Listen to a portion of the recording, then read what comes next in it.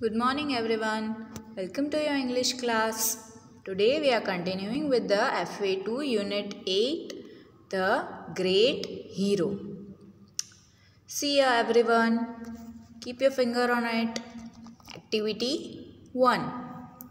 India is a great nation. In India, we had many great personalities that sacrificed their lives for freedom, pride and glory of the nation.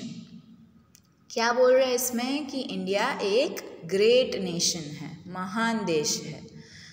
हमारे India में ऐसे बहुत सारे लोग थे. Personalities मतलब महान लोग जिन्होंने अपने लाइफ को सेक्रीफाइस कर दिया था. किस चीज़ के लिए? इंडिया के फ्रीडम के लिए, प्राइड के लिए and glory of the nation. India के ऑनर एंड रिस्पेक्ट के लिए अपने लाइफ को सेक्रीफाइस कर दिया था.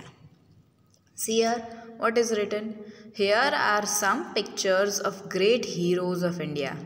Try to recognize them and share information about these legendary persons with your teacher and classmates. Tell whom you like the most and why.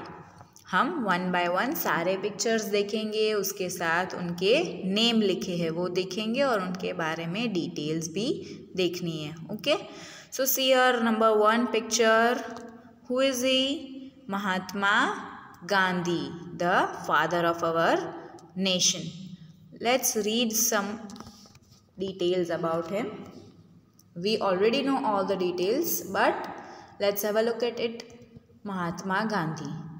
Mohandas Gandhi, the full name is Mohandas Karamchand Gandhi, was an Indian lawyer, anti-colonial nationalist and political ethicist who employed non-violence resistance to lead the successful campaign for India's independence. कौन थे गांधी जी? एक Indian lawyer थे, साथ में anti colonial nationalist. Anti colonial किसे कहेंगे? कि जो कॉलोनी के रूल को अपोज करता है. कोई रॉन्ग रूल हो हमारे सोसाइटी में फॉलो किया जा रहा है, उसको अपोज करता है, उसे एंटी कॉलोनियल कह सकते हैं. And political ethicist, political changes जो आते हैं हमारे कंट्री में उसके बारे में मोरल जजमेंट कोई करता है एथिक्स के बेस पर, जिसको सब लोग फॉलो करते हैं, उसको पॉलिटिकल एथिसिस्ट कह सकते हैं. तो गांधी जी एक एंटी कॉलोनियल नेशनलिस्ट थे और साथ में पॉलिटिकल एथिसिस्ट थे जिन्होंने नॉन वायलेंस को एम्प्लॉय किया था अपनी लाइफ में. उन्होंने नॉन वायलेंस को अडॉप्ट किया था और जो भी अपोजिशन वो करते थे गवर्नमेंट रूल्स के खिलाफ, ब्रिटिशर्स के खिलाफ, तो उसमें वो हमेशा नॉन वायलेंस को फॉलो करते थे. To lead the successful campaign for India's independence. India के इंडिपेंडेंस का जो कैंपेन चल रहा था, फ्रीडम स्ट्रगल, उसमें हमेशा उन्होंने नॉन वायलेंस को फॉलो किया है. Okay, then see here the second picture is of Sardar Patel, the Iron Man of India. See here, everyone will pay attention. Sardar Vallabhbhai Jhaveri Patel, endured as Sardar, was an Indian statesman. He served as the first Deputy Prime Minister of India from 1947 to 1950. Sardar Vallabh भाई पटेल कौन थे? वो एक Indian statesman थे. Statesman किसे कहेंगे? See your teacher is written. Skilled experienced political leader. ऐसा political leader जो स्किल्ड हो, एक्सपीरियंस्ड हो, उसको स्टेट्समैन कहते हैं. तो सरदार वल्लभ भाई पटेल एक इंडियन स्टेट्समैन थे और उन्होंने किस पोजीशन को सर्व किया इंडिया में? First deputy prime minister. India के फर्स्ट प्राइम मिनिस्टर थे. कब तक रहे थे? From 1947 to 1950. Okay, then third one, Bhagat Singh, a very important person into the freedom struggle of India. See what is written about him. Bhagat Singh was a charismatic Indian revolutionary who participated in the murder of a junior British police officer and an Indian head constable. Bhagat Singh एक चैरिस्मेटिक Indian revolutionary थे. चैरिस्मेटिक किसको कहेंगे? ऐसा person जो अपने charm से, अपने अंदर की क्वालिटी से दूसरों को इंस्पायर करता है, उसको चैरिस्मेटिक कह सकते हैं. एंड इंडियन रिवॉल्यूशनरी, रिवॉल्यूशनरी मतलब कोई ऐसा कि जो पूरे सोसाइटी में, पूरे कंट्री में चेंज ला सकता है. ऐसे पर्सन थे भगत सिंह, जिन्होंने जिस चीज़ में पार्टिसिपेट किया था, एक जूनियर ब्रिटिश पुलिस ऑफिसर के मर्डर में पार्टिसिपेट किया था. और वो किस पोजीशन पे थे? इंडियन हेड कांस्टेबल थे हमारे. Okay, then see here next one is Jagdish Chandra Bose. See the details. Sir Jagdish Chandra Bose was a biologist, physicist, botanist and an early writer of science fiction. He made significant contribution to the plant science and laid foundation of experimental science in Indian subcontinent. कौन थे जगदीश चंद्र बोस?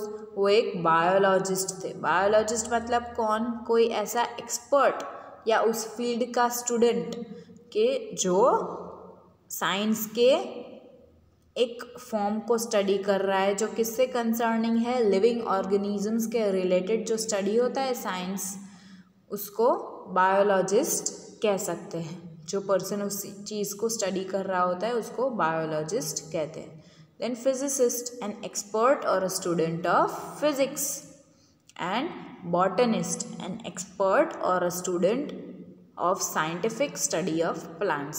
जो plants के scientifically plants को study करता है, उस चीज़ में expert होता है और उस field में student होता है, उसको botanist कहते हैं. तो जगदीश चंद्र बोस एक बायोलॉजिस्ट थे, फिजिसिस्ट थे, बॉटनिस्ट थे और एक राइटर भी थे.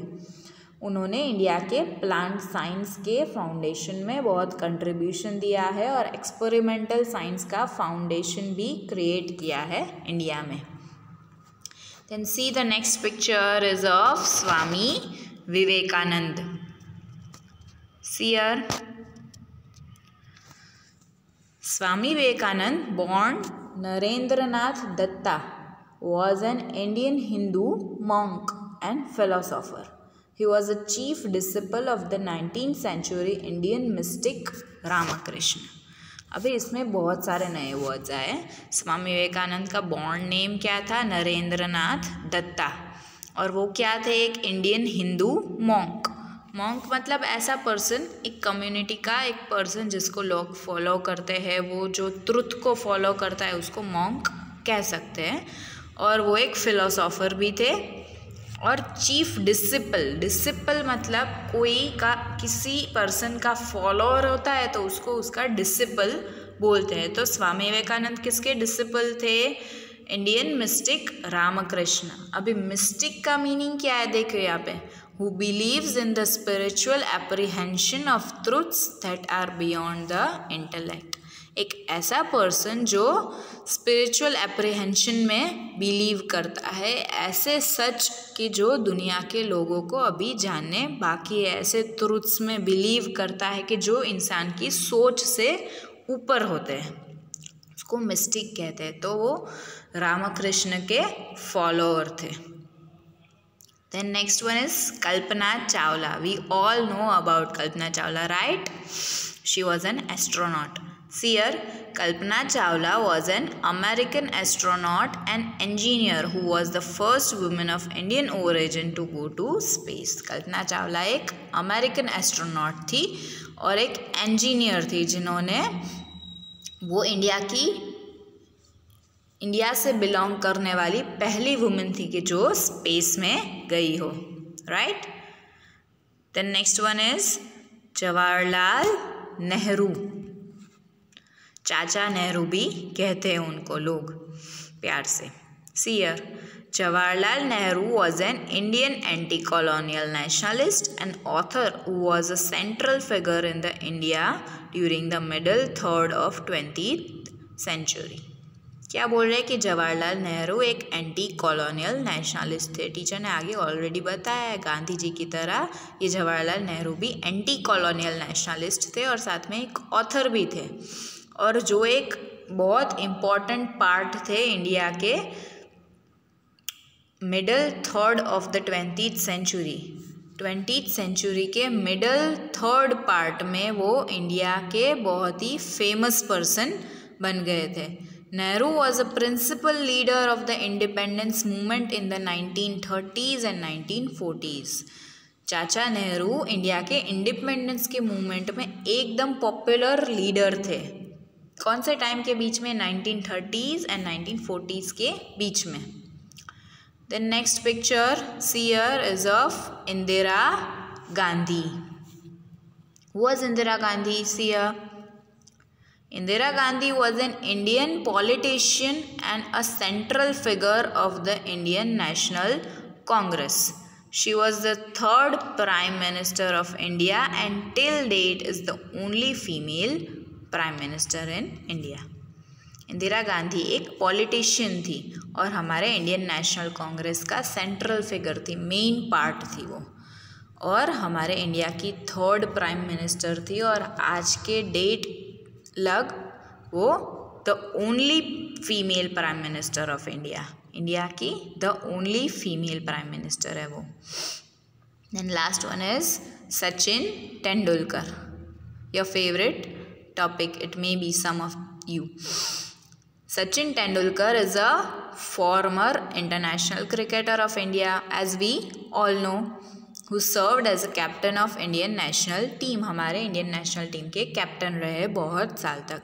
Is a popularly known as master blaster, उनको प्यार से लोग क्या बोलते थे, उनका निक नेम दिया था master blaster. And at the age of 11 he made his test debut, अपना करियर उन्होंने 11 ईयर्स की एज में स्टार्ट कर दिया था। So we have studied in detail about all these personalities of Indian history, right? So who is your favorite one? You all have to see it, okay? And we will discuss it again in the class if possible, and you all have to tell me more information about them, okay? Till then, we will meet in the next video and continue with this chapter. Okay? Bye-bye.